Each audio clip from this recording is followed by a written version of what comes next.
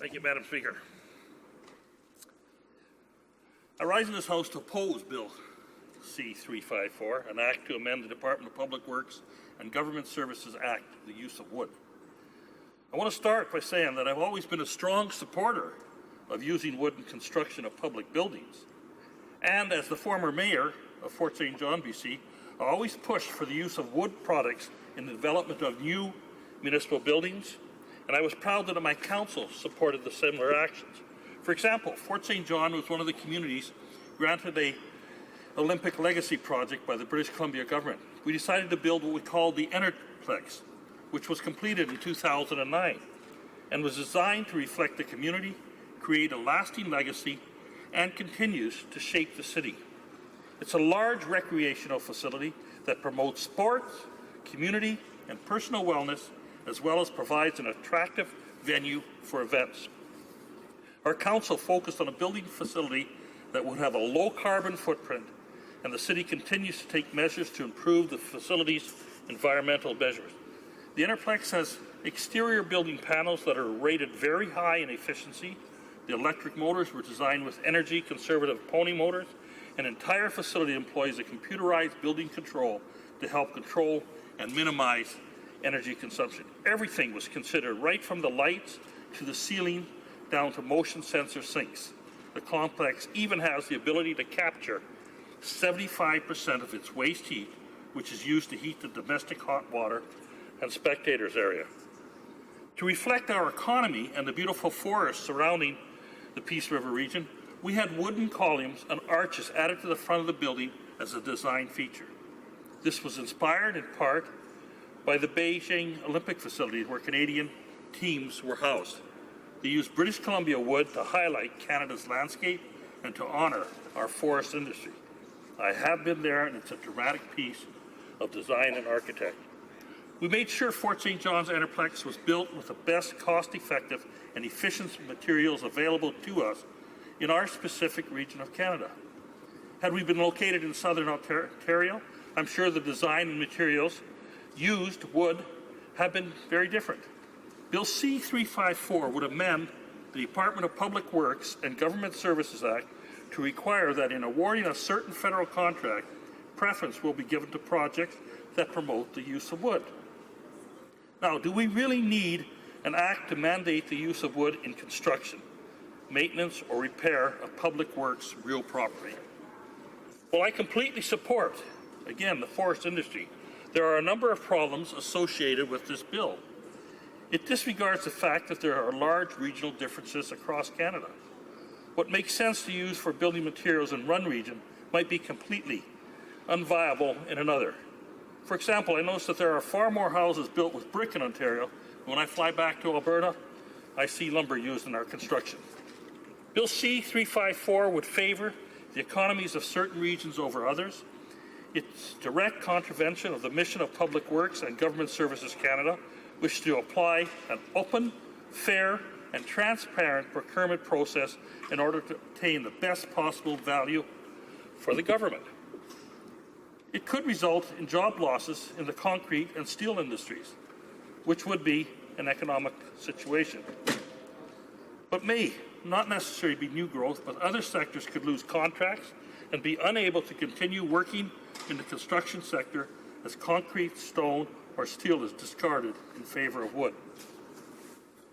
The province of British Columbia and Quebec have both adopted wood-first policies. I think British Columbia in 2012, Madam Speaker, and Quebec in 2013. I was glad to see that it made sense for those regions, and approximately 40 Canadian communities with strong economical ties to the forest industry have also implemented their own wood-first policies. Madam Speaker, I believe this decision must remain at the local and regional levels. When you apply this kind of sweeping mandate to the federal level, it pits region against each other, as well as disrupts the National Building Code. Speaking of the National Building Code, which is a model building code that forms the basis for all of our provincial building codes, would certainly be impacted by this legislation. For most construction under federal jurisdiction, the National Building Code of Canada is the applicable code. These properties, including military bases, federal government land, airports, properties that stretch right across our country from coast to coast. Bill C-354 does not take into consideration these far-reaching implications and makes no attempt to identify or remedy them. The bill also does not address any safety issues that might arise from giving preferential treatment to wood over other construction materials. Most wood building construction is limited to low to mid-sized structures, mainly for reasons of fire safety and overall stability. As stated by the BC Chamber of Commerce, this would limit and undermine the freedom of design, professionals and experienced contractors to select the most appropriate construction material for its intended function and service. End of quote.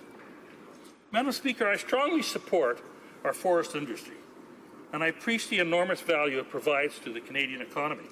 In my own riding of Yellowhead, which is situated partly in the northern boreal forest of Alberta and into the Rocky Mountains, forestry is one of our leading economic sectors. It employs hundreds, thousands of people in Hinton, Drayton Valley, Edson, and surrounding areas.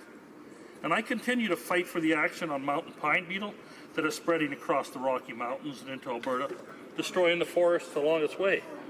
I am fully aware of the economic value of the forestry industry and the efforts necessary to protect this renewable resource.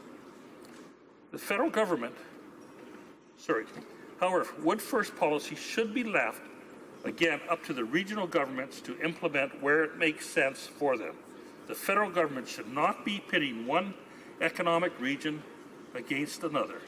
Instead, it is the duty of the federal government to ensure openness and fairness in its procurement policy approach to all industries. Furthermore, Bill C-354 would contravene Canada's obligation under its international and domestic trade agreements, such as NAFTA, WTO, and the Agreement on Internal Trade. Favoring one sector of construction industry over another with explicit ministerial preference runs counter to the free market economy and fair bidding process supported by Conservatives.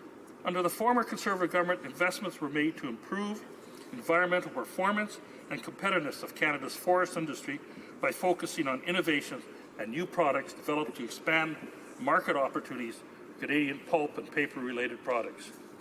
We also introduced the Expanded Market Opportunities Program in 2013, which was designed to help create a thriving forest sector by growing international markets, promoting Canadian forest products as an environmentally responsible choice, expanding wood use in North America, non-residential and mid-rise construction, and by demonstrating that Canada is a world leader in sustainable forest management and a preferred source of sustainable forest products. At the same time, we have always been fully supportive of the free market and fair federal project bidding process. We understand that policy interjections by the federal government to tip the scales in favor of one industry can have damaging effects on other sectors of the economy. What has the Liberal government done? Well, let's just take a look. They let the Softwood Lumber Agreement, which provided stability and predictability for the industry on both sides of the border, expire in October 2015.